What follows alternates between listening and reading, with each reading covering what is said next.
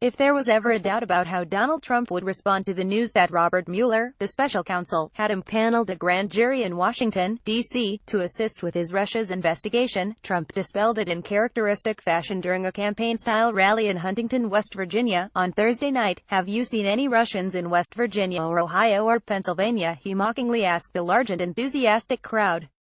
"Are there any Russians here tonight? Any Russians?" Just a few hours earlier, the Wall Street Journal had broken the news about the grand jury, and Reuters had reported that the grand jury had already issued subpoenas relating to a meeting at Trump Towers last June, between Donald Trump, Jr., and several individuals with ties to the Russian government. Calling a grand jury doesn't indicate that any charges are necessarily on the way, but the two stories did confirm that Mueller's investigation is moving ahead, and that it has already closed in on the president's family.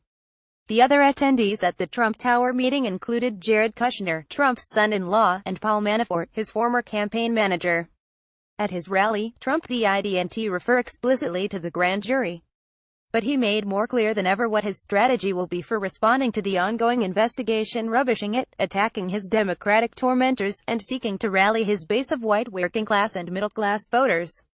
"They can't beat us at the voting booths, so they're trying to cheat you out of the future and the future that you want," Trump told the crowd. "They are trying to cheat you out of the leadership you want with a fake story that is demeaning to all of us and, most impurely, demeaning to our country and demeaning to our Constitution." At previous rallies, Trump had mentioned the Russia investigation in passing and dismissed it quickly. On Thursday, he spoke about the subject for almost 5 minutes, which was almost as long as the speech given by Jim Justice, the governor of West Virginia, who announced at the event that he is changing his party affiliation from Democrat to Republican. Justice was on message, too. "What in the world is wrong with us as people?" he exclaimed.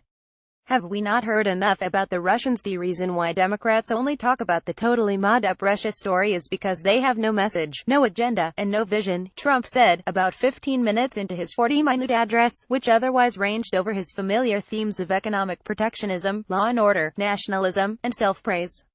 "It just makes them feel better when they have nothing left to talk about." Then Trump played what he clearly regards as a winning line, at least in places such as Huntington, which voted for him overwhelmingly last November. "What the prosecutors should be looking at are Hillary Clinton's 33,000 deleted emails," he said, prompting some people in the crowd to take up the chant of lock her up, and they should be looking at the paid Russian speeches," Trump went on, gesticulating vigorously with his hands. "And the owned Russian companies. Or let them look at the uranium that she sold that is now in the hands of very angry Russians." Having delivered this familiar farrago of innuendo and outright conspiracy theory, Trump returned to the actual Russian investigation. "Most people know there were no Russians in our campaign. There never were," he said. "We didn't win because of Russia. We won because of you, that I can tell you. We won because we totally outworked the other side. We won because millions of patriotic Americans voted to take back their country." Trump appeared energized, as he always does when he stands before his most adoring supporters. And in a favorable setting he is, of course, a highly effective demagogue. But even though the rally probably cheered him up, and served as a reminder to Republicans on Capitol Hill that he still has some fervent supporters, the appearance did little to address the dual problems he faces. The latest developments in the Russia story, together with all the other recent setbacks and scandals, are gradually undermining Trump's support, even among his base. According to the latest opinion poll from Quinnipiac University, Trump's approval rating is down to 33%. More alarming for Trump, the poll also indicated that 50% of whites without college degrees now disapprove of his performance, compared to just 4 to 3% who approve.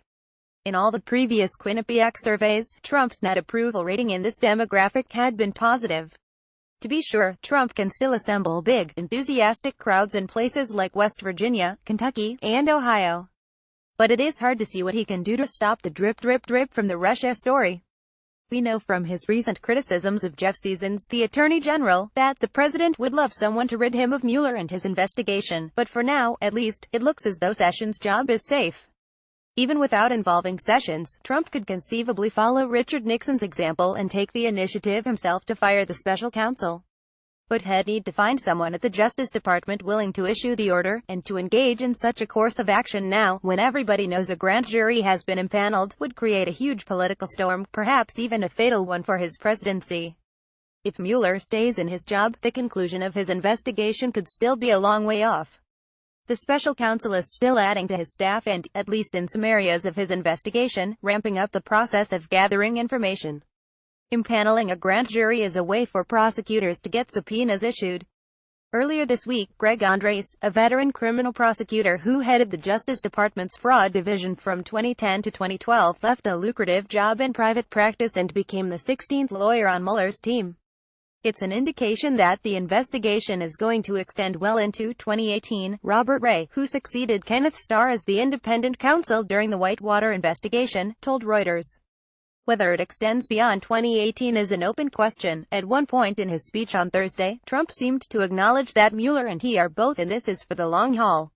I just hope the final determination is a truly honest one, which is what the millions of people who gave us our big win in November deserve, he said. That was a self-serving statement, of course. But in a speech that was long on bravado and denial, it was about as close as Trump came to acknowledging the reality he faces.